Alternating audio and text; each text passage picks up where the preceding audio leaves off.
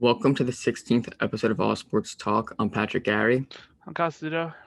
In today's episode, we're going to be having some sports debates. Which big three is better? Nets or Heat? Who's the best running back in the NFL? Is Jacob deGrom the NL MVP? And who is better, Alexander Ovechkin or Sidney Crosby? And we will also be talking about Coach K retiring from Duke. So first off is the NBA debate. Which big three would you rather have? Miami Heat or Brooklyn Nets? I think Miami Heat is the better big three because they've won more championships than Brooklyn, even though Brooklyn, it's been 1 year. And they scored like 140 points combined the other day. I think Miami's the better big three because they've won and they've had a dynasty going. Yeah, I'd probably have to agree with that. I mean, the Heat did win already. They're already proven. I'm sure that the Brooklyn Nets will probably prove it this year too, honestly. But I mean, the Heat have like one thing that the Nets big three kind of lacks, in my opinion, and that's like a formidable big man. The big man, obviously being Chris Bosh, he was able to give it to.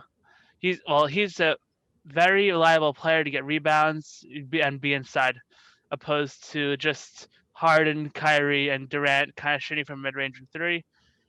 And rebounds are obviously very important. So, and in terms of effectiveness, I think that Miami's definitely the better team. Shooting wise, maybe not, but overall, I think that they are like a more formidable team. Yeah, I think Miami's the better big three as of now. Maybe in the future, it's going to be Brooklyn. Now, the next debate is who is the best running back in the NFL? Right now, I think it's Derrick Henry. Just had over 2,000 rushing yards back-to-back years and won Offensive Player of the Year. Probably should have won MVP in my opinion. I think he's the best running back on the field, including CMC when he's healthy and Saquon when he's healthy. But I think Saquon's number two. I think that it has to probably go with CMC, honestly.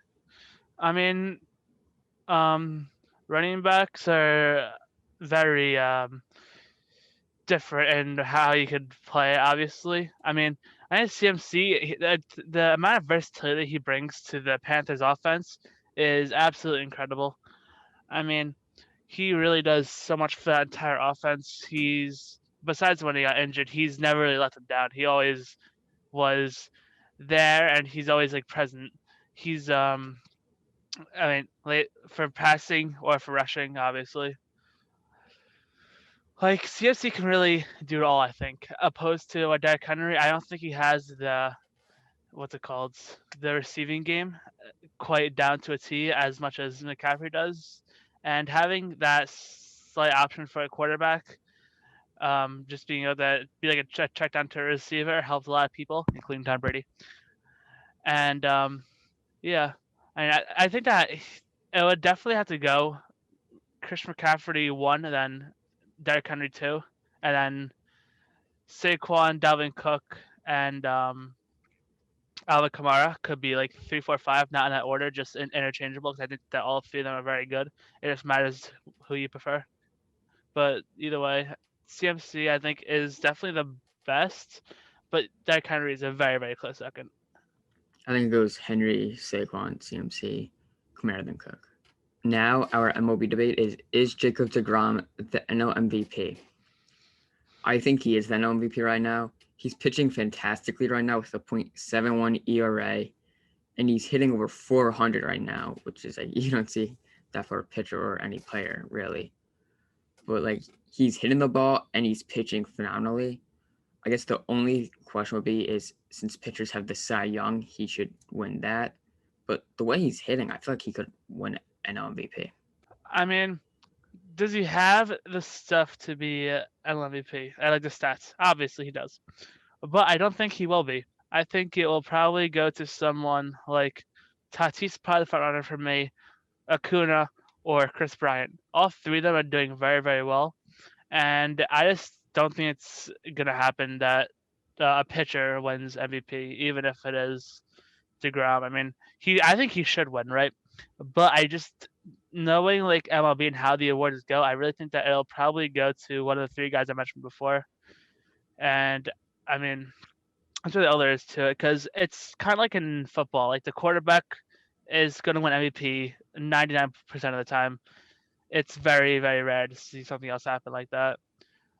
So I think that they want a offensive player to be winning the MVP, even though deGrom probably does deserve it more than anyone else.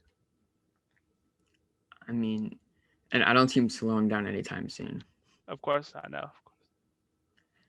And now our NHL debate is who is better, Alexander Ovechkin or Sidney Crosby?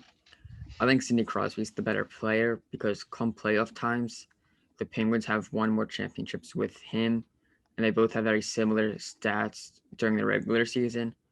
But due to the amount of rings Crosby has compared to Ovechkin, I think it's going to go to Sidney Crosby. I think it has to be Ovechkin. I mean, Ovechkin he's a whole different breed of player. I know he's getting older now, but like right now, maybe you could like debate it. But I honestly just think that overall, just even now, Ovechkin's just a lot better player. He's always gonna be there for the Capitals. I mean, like, excuse me, he uh he does so much for that team. I mean, he scores so much. Obviously, he has he's over 700 goals in his career. I mean, that alone is it's hard to compare him to other people in general. And then, of course, assists and all that kind of stuff.